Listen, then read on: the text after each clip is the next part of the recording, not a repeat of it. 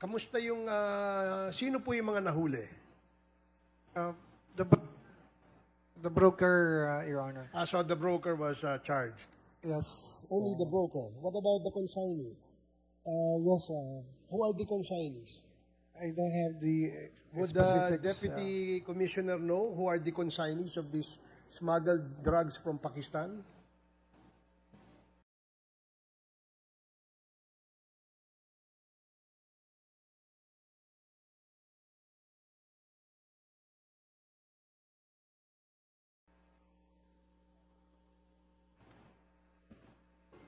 The consignee, sir, is, Mr. Chair, is Red Shenting. It is based in Parañaque. Anong pangalan? Anong pangalan? Red Shenting, sir. So hindi kumpanya yung consignee. Company, sir. It's a company. Trading, sir. Trading company. So who's the owner of the trading company?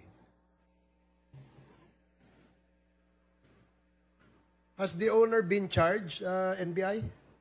Yes, Your Honor. They were. So the brokers, the consignee, what about personnel from Bureau of Customs? Have you discovered if these smuggled goods have people in cahoots inside the Bureau of Customs? Not yet, Mr. Chairman. But you suspect that there are people in cahoots. Just your honest assessment on the issue. Yes. Okay, thank you. What about si Deputy Commissioner? Do you agree that there could be some people from the Bureau who are in cahoots with the smugglers of drugs? There are persons of interest, sir, being investigated, actually. So ito ay iniimbestigahan na ninyo. Yes, sir. The persons of interest. So, kayo nag-iimbestiga. Did you ask, let's say, NBI to help you in the investigation so that charges may be filed against these people?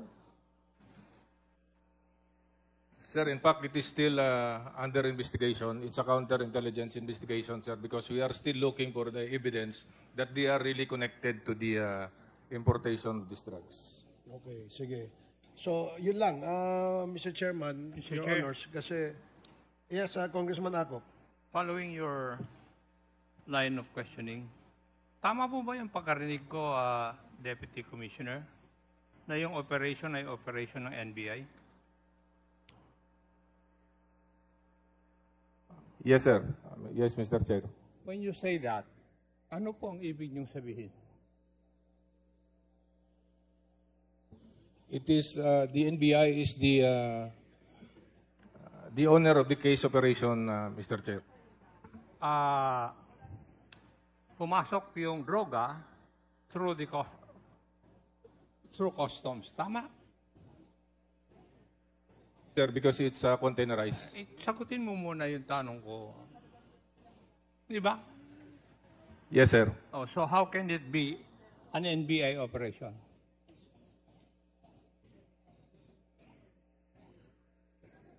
Sir, before the containers enter into the country, there is already a prior information from the NBI, sir.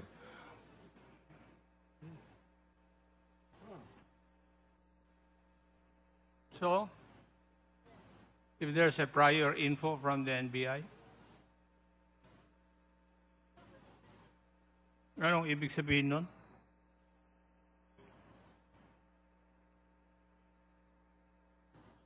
Is it not part of your job to see to it na walang makapasok na droga dito sa ating bansa? Sir, actually, when the NBI give that information. Pakisagot mo muna yung tanong ko, Commissioner. Kasi yung tanong ko, sunod-sunod to eh.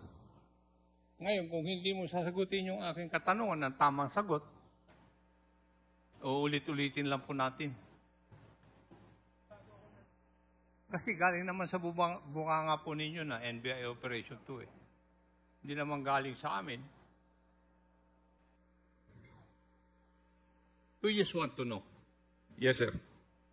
Di ba? Kasi, hindi pa nakakapasok yung container, may information na ba ang NBI sa inyo na may papasok? Yes, Mr. Chair. So in other words, you're trying to tell this committee that the NBI knew for a fact na meron papasok na droga galing sa Pakistan. Would that be correct? Yes, sir. Now, may I ask NBI, bakit po ganun po yun?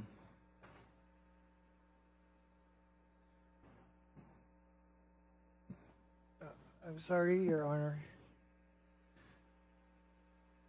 Bakit nangyari po yung ganun? Papasok pa lang yung kargamento, according to the Bureau of Customs, meron na kayong impormasyon na papasok ang droga galing sa Pakistan. That's what How is that? that's what our informants have relayed to us, Mr. Chairman. Aha. Yun po yung sinabi ng informant. So, when Customs was notified that there would be illegal drugs to enter this country, ano po yung ginawa ninyo, Customs? Mr. Chair, since we know the origin of the cargo, we profiled all the shipments that come from the country of origin. That's our first step we have done, sir. Pero alam nyo na kung aling cargo ang may laman eh. The first information, sir, is not specific. It's just the country of origin. So we have to profile all the cargos from that country of origin, sir. So, doon yung nalaman kung anong, shall we say, shipment ang merong laman. Sir, part of the risk management process, we suspected which container has the high probability that contains the illegal drugs. Paano nyo po nalaman? First, sir, is the profiling of the cargos that came from the country of the origin. Second, sir, it passed through the risk management system of the Bureau of Customs to see the probability of the content of this cargo, sir. And then later on, we able to deduce it to the probable container, and the NBI also provided additional information. Yung protocol na ito, ginagawa nyo lang ba when there is an information, or it is a protocol that you follow for all cargoes entering this country? It's a protocol we follow, sir. For all cargoes entering For all this cargos, sir. country? Yes, sir. Ano? So, walang diferensya. May information man o wala. Yes, sir, because it's a part of the profiling system of the Bureau of Customs, sir, and the risk management system.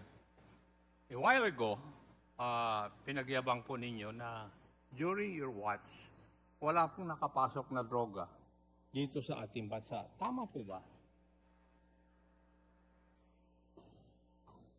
What I mean, wala nakapasok, sir, is it did not get out of the custom zone. Ganon. Yes, sir. That is your interpretation. Yes, sir. General Bakay, you're aware of the operation of PIDEG doon sa Cavite, right? Under the command of General Mata.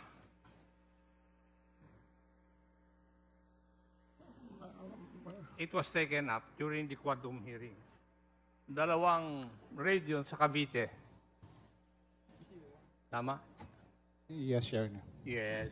Kasi kahit na po ako ay advanced in age, retentive pa rin yung memory ko eh.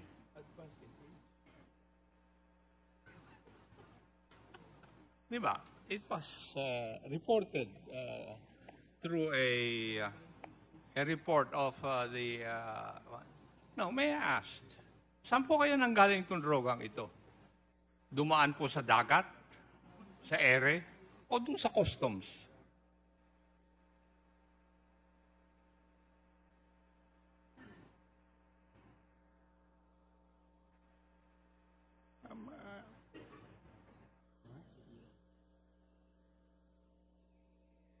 Your Honor, You're the head of the IDM, right? Yes, Your Honor. Investigador ka. Saan po kaya nanggaling? Yung mga droga na nakumpiska ng PIDEG doon sa dalawang operations sa province of Cavite.